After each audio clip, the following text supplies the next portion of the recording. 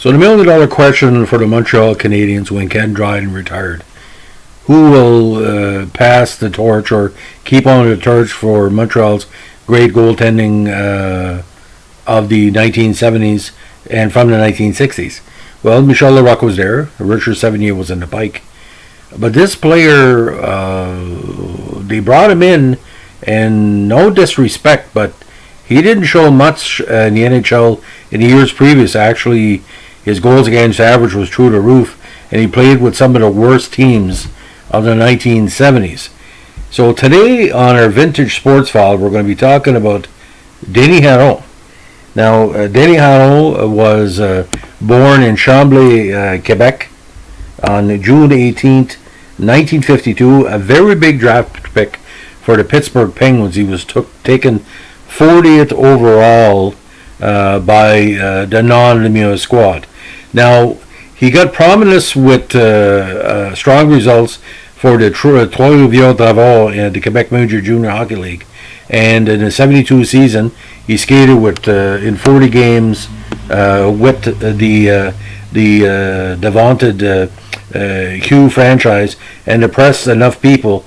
4 goals against average in the Q League, it's not like unheard of. Pittsburgh took a chance. His first year with Pittsburgh, half decent, 6 wins, 7 losses, 2 ties.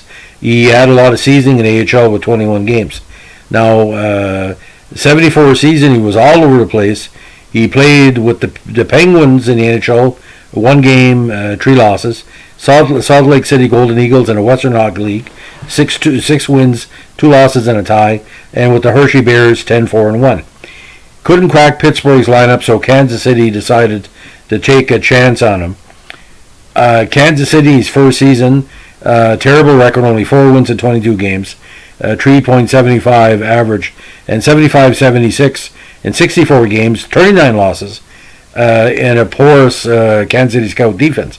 So the Pittsburgh Penguins decided, hey, let's take him back. He's done pretty good. And he put up mediocre numbers with Pittsburgh. Now, he wasn't, when he went to the Scouts, he was basically considered to be a possible number 1. And he was not too bad, like I said, with Pittsburgh and the Scouts. He won a bronze with Team Canada at the World Championship in 78, where that was the Pierre Larouche years where a lot of the Penguin players went. Now, in 79, the Penguins traded him to Montreal, and he stayed for the next 3 years where he shared goaltending duties. In 81, Herron was awarded the Vezina Trophy with teammates Michel Larocque and Richard Sevigny. In 82, Herron won the Jennings Trophy, which was changed for top goals against average with fellow netminder Rick Wamsley. Now, in 83, Herron returned to Pittsburgh for the 3rd time in his career.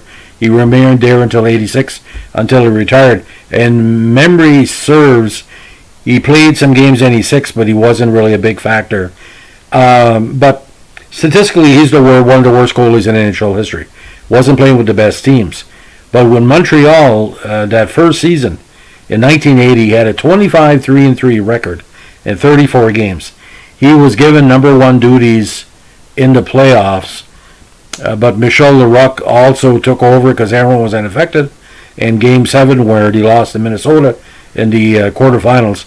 Like I said, he was not a player that should have been playing with the Montreal Canadiens.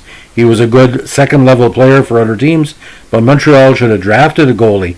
Denis Herron was a stopgap. He was never anything, but let's look at the record speaks for itself. 462 games, 146 wins, and 203 losses, and 76 ties. 25,000 minutes played. Like I said, from what I heard, he's a very nice person, but he wasn't going to be the person to win another Stanley Cup for the Montreal Canadiens.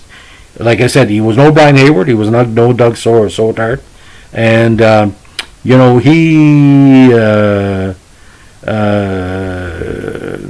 he's 3 times with the Penguins. Like, it's a head-scratcher. Why would he keep on bringing back Denis Herron? It must have been personality. I heard he's a nice guy, but it just didn't make any sense. But, again, he's the worst player in the history of the NHL to win a Vezina Trophy and a Williams M. Jennings Trophy.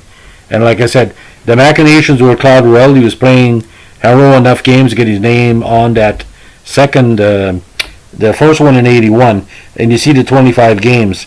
A completely bizarre, turn of events where Montreal were playing 3 goalies, and you weren't like playing for the playoffs, you're just playing for the Vezina Trophy. Completely bizarre.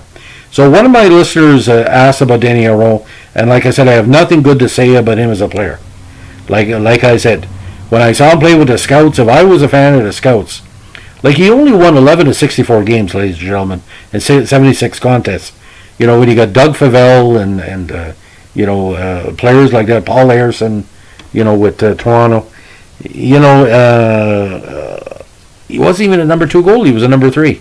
So to see him with the Montreal Canadiens for 3 full seasons, and I would bang my head against the wall saying, there's got to be somebody in Nova Scotia, there's got to be somebody we can trade for. My God, you could trade for Mike Louis, you could trade for Don Edwards. Gary Edwards would have been better. If you know who Gary Edwards is, he was a competent goalie. You could have traded for Bob Sauvé in Buffalo. Buffalo goalie. It would have been great. But he played this guy. I think he was just there because he was a Quebecois. And but I keep on seeing the fans in 1980 just going into fits because he was playing. And he gave up some bad goals in that playoffs, ladies and gentlemen. Some terrible goals. And the tape is there to prove it. So on this Montreal Canadiens Sports Follow podcast, we wish you great luck. Stay safe. Keep your stick in the ice. Bye.